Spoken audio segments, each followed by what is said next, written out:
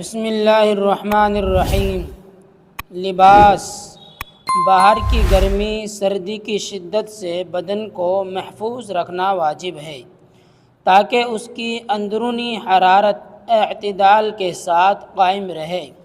بدن کی جلد سے بھی یہ فائدہ حاصل ہوتا ہے مگر اس سے کامل حفاظت نہیں ہو سکتی۔ جانوروں کو کھال کی امداد کے لیے اون اور پر عطا کیے گئے ہیں۔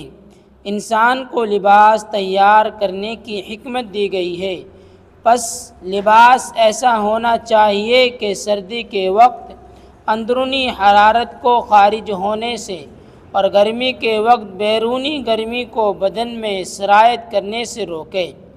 سخت موسموں میں اون یا روئی کے دبیز کپڑے موزوں ہوتے ہیں، معتدل موسم میں ہلکے کپڑے